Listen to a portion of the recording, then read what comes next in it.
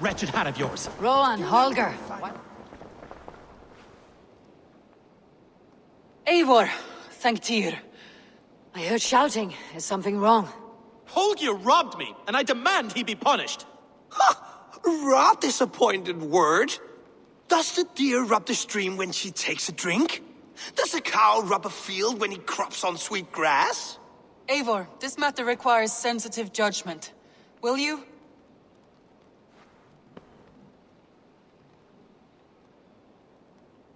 Of course.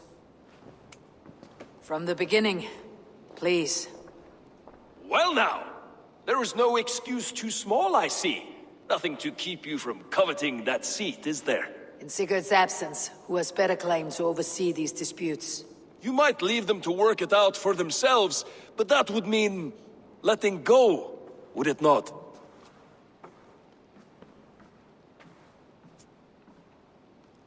Please start again. Tell me all that has happened. I will start. I have been falsely accused by this Saxon Philistine. A filly what? Are you mocking me? Silence, please. I'll hear both of your complaints and render a decision, awarding compensation if needed. Understood? Rowan, tell me your version of these events. As you are aware, Holger and I are neighbors. Near enough that I often catch him at my stables, stealing my tools. Borrowing. Holger, let him speak. Stealing, borrowing. My point being, I have always allowed him to use whatever he pleased. I greatly admire your Norse generosity and had hoped to match it. But this morning, Holger stretched the limits of my grace.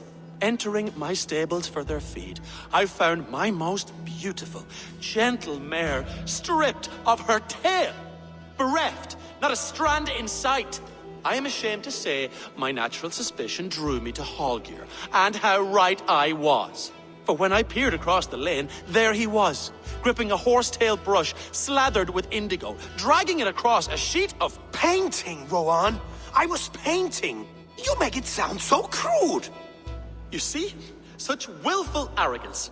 It will take ages for Ilgafur's tail to reach its former length. I demand compensation. I understand. Thank you, Rowan. Holger, let me hear your side.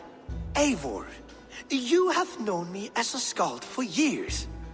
You have seen how my poems bring life and joy and wisdom to our people.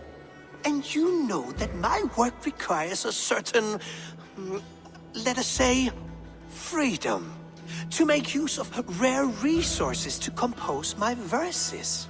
Often when lacking the proper tools, I have made use of novel items. Alvis's walking stick, Tovi's inks, all were given gladly.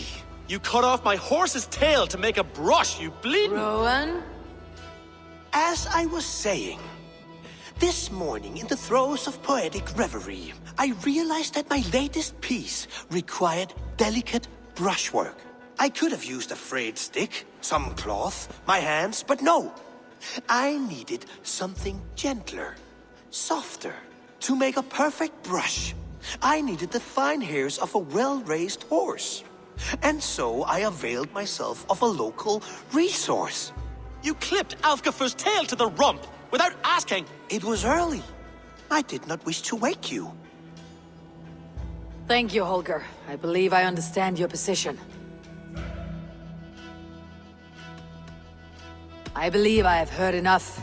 If you will... My horse looks like a fool, Eivor.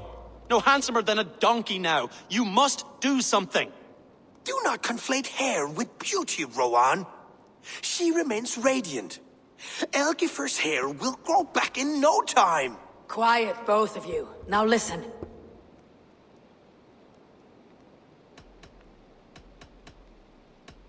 Holger, Rowan is clearly in the right.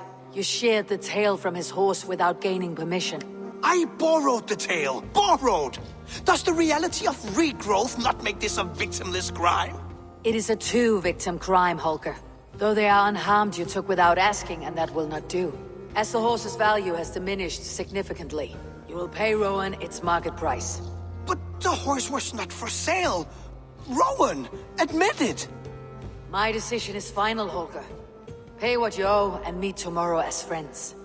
And if I do, may I keep the horse? Pay the man and be done with it. Rowan, does this satisfy you? It does. Thank you, Eivor. Good. Then by Tyr's blessing, let this matter rest. We are done here. Return to your homes in peace.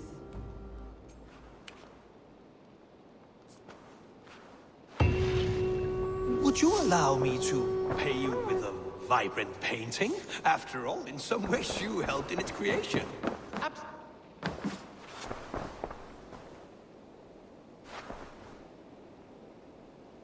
Oh, hello, Eivor. Good day. That Holger, he is quite the character. I almost envy him. To see the world through such a muddy glass and live with such petty concerns. He hasn't a care in the world. Let's not walk too far with that idea. I need you right where you are. East Anglia is with us. Their King Oswald has pledged his loyalty to us. Eivor Kingmaker, we shall call you soon.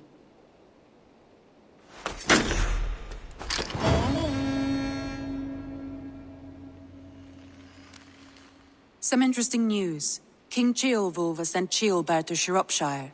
He hopes to install him as Elderman there. Good for Ceolbert. He should do well considering all he has learned from you.